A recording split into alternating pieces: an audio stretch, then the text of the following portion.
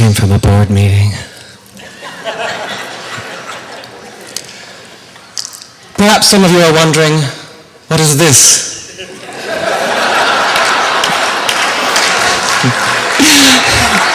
What is this that has been thrust upon us now at this memorial service in this room so full of Gary Armstrong's love?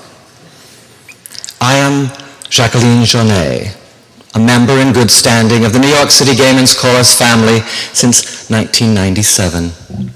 That is when I met Gary Armstrong and his partner Glenn and Maddie and Cody, who were just little babies then, at Retreat in Pawling, New York. Oh yes, this is Fritzy and Chloe, my Siamese Pekingese pups from the FAO Schwartz kennel. Well, they too were requested. They're the best behaved dogs in the world.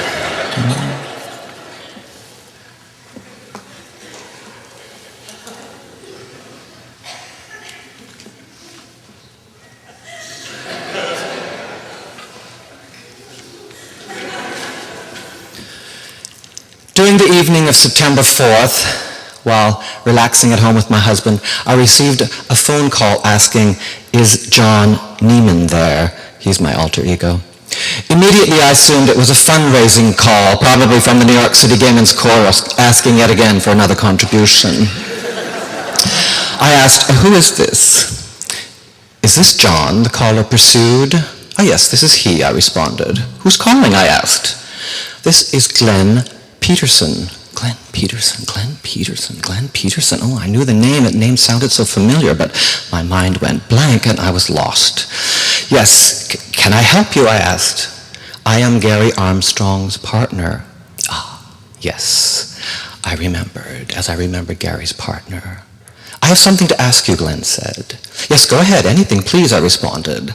Glenn continued, "Gary was a big fan of Jacqueline's, and nothing would have pleased him more and would please me now than to have Jacqueline perform a number at Gary's memorial service. Would you?" I was really quite overcome. And how could I refuse such an invitation and request? I immediately said yes, and if there's one thing I've learned as a member of this group, it's that we never know how deeply we touch one another. Well, how extraordinary, I thought, never having received such a request before to perform at a memorial service. I mean, Gary loved your style and would often ask about you when he came home from rehearsal, Glenn continued. I did not really know Glenn very well, and Gary I knew from rehearsals, and since we both lived uptown, we often rode home on the subway together after rehearsal, and as we were both parents, my husband and I have a son and a daughter and a son-in-law and a grandson. Yes, Jacqueline's a grandma. Gary and I often discussed our children, what grades Maddie and Cody were in, how my son was doing in university, how our daughter was doing, the kids' summer camps, etc., things parents discuss. Gary and Glenn, as a gay couple raising 2 children, became role models for the chorus in creating their own family and were always a presence at Retreat. How wonderful to have this family as part of the chorus. What an inspiration it was to have someone so dedicated to the chorus and to his family. So we bonded as parents, all of us quietly, raising our children, our families. Well, after Glenn's call, my husband came into the room. He looked at me and asked what was wrong. Apparently, I looked a bit shaken. 1,000 questions went through my mind, not least of which was, what should I wear? What would I wear? What could I wear? This is not really a bling event like so many others I have attended.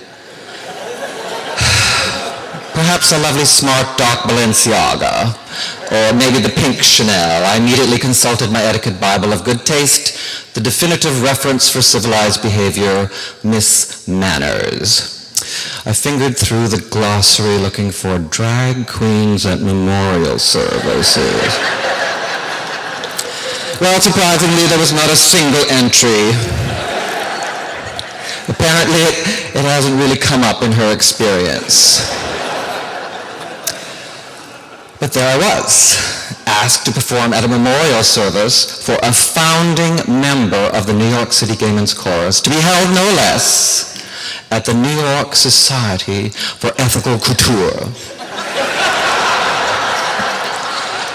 A great honor, surely, and I had better get it pitch perfect. Should I wear sequins? How many sequins? How many is too many? Feathers? How many feathers? How many is too many? Should I wear jewelry? How much jewelry? How much is too much? Do I follow Gloria Swanson's rule? Wear all your jewelry, and what you can't wear, carry? Should my hair be an updo, a downdo? What would be appropriate? Is less really more in this case, or is more actually better? Questions I'm sure many of you asked yourself before coming here today, didn't you? Who was going to guide me? Where was I going to turn for advice? Now, you must understand that in this very room, there are people for whom the only thing better than one drag queen is no drag queen at all. And the only thing worse than one drag queen is two drag queens. I then shared this request with one of my dearest girlfriends. Her response was this: how great that they asked you to perform, Jacqueline. Gary Armstrong was a very sweet, quiet man. It never ceases to amaze me how many lives we touch with our little acts. Although, it escapes me why Chrissy Bob was not asked. I mean, hey, let's lighten it up here, little folks. I then turned to another one of my best girlfriends, and here's a mantra you all can live by. For advice, call Morgan Rice. Our very long-standing, and still standing, chorus member and former chorus queen. I believe it was, during Fall of the Roman Empire or something, Barbie? Yeah. She has an opinion on everything, and she'll be sure to offer some guidance, if not some dark, outrageous commentary.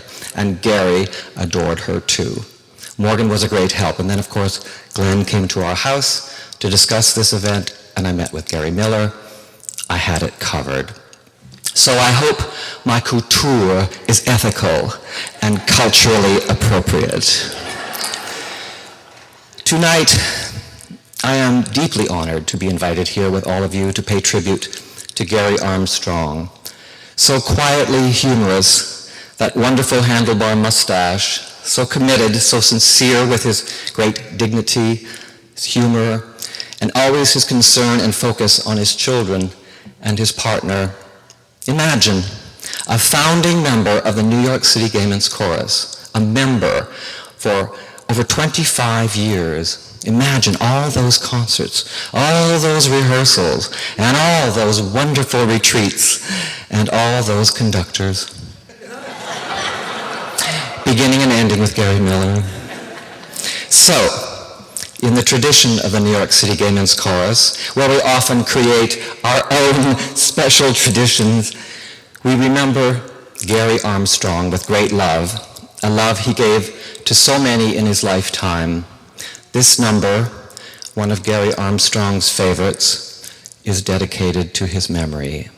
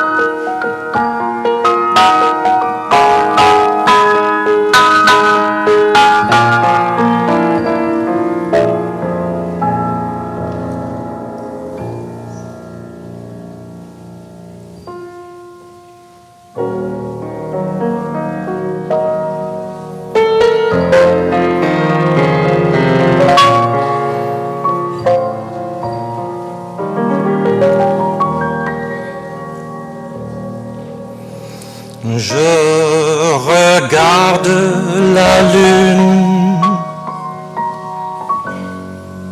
mais c'est vous que je vois.